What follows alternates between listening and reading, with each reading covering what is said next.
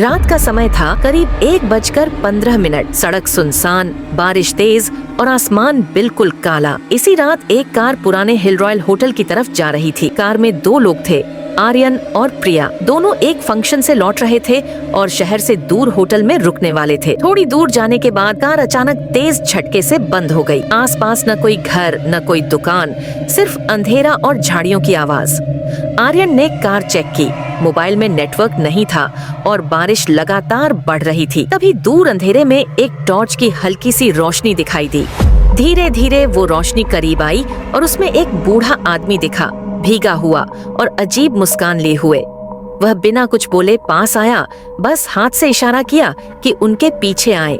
मजबूरी में आर्यन और प्रिया पैदल उसके पीछे चल पड़े। लगभग 10 मिनट बाद एक पुराना टूटा फूटा गेस्ट हाउस दिखाई दिया, रॉयल गेस्ट हाउस। खिड़कियां टूटी, दरवाजा आधा लटक रहा और अंदर से बदबू की सड़ी महक। उस बूढ़े ने दरवाजे की तरफ इशारा किया और खुद अंधेरे में गायब हो गया। दरवाजा खुद ब खुद चरमरा कर खुला और अंधेरा कमरा सामने आया। बिजली नहीं थी, लेकिन कमरा असामान्य रूप से ठंडा था, जैसे हवा कहीं से अंदर खींची जा रही हो। आर्यन और प्रिया ने एक कमरा चुना और रात गुजारने का फैसला किया। कुछ ही मिनट बाद कमरे में रोने जैसी आवाज आने लगी। आवाज बाथरूम की तरफ से थी। आर्यन ने दरवाजा खोला, लेकिन अंदर कोई नहीं था। सिर्फ फर्श पूरा गीला था, जैसे कोई अभी अभी नहा कर गया हो। अचानक बाथरूम के शीशे पर धुंध जमा हुई और जैसे किसी अदृश्य हाथ ने उस पर शब्द लिखे, यहाँ कोई नहीं बचता। आर्यन पीछे हट गया। तभी कमरे का दरवाजा धीरे धीरे खुद बंद हो गया और कमरा और ठंडा। कुछ सेकंड की खामोशी के बाद बिस्तर के नीचे से खरोंचने की आवाज आने लगी। वह नीचे झुका तो जमीन पर उंगलियों के निशान खून की तरह लाल दिखाई दिए, जो बिस्तर के नीचे की तरफ जा रहे थे। अचानक बिस्तर के नीचे से किसी के सांस लेने जैसी भारी आवाज सुनाई दी।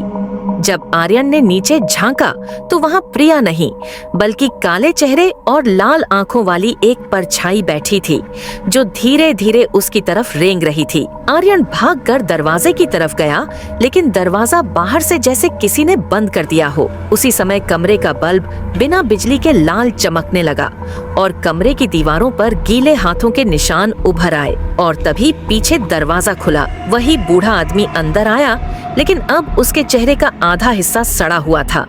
आंखें गहरी काली और उसके कपड़ों से पानी नहीं, खून टपक रहा था।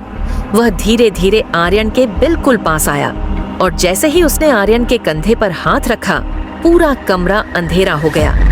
अगली सुबह पुलिस को सड़क के किनारे आर्यन की कार मिली। कार खुली थी, सीटों पर पानी गिरा हुआ था, लेकिन कार के पास या सड़क पर किसी के कदमों के निशान नहीं थे। होटल की तलाश की गई तो वहाँ सिर्फ भूतिया खंडहर, जली हुई दीवारें और राख पड़ी थी। किसी कमरे या बाथरूम का अस्तित्व ही नहीं था।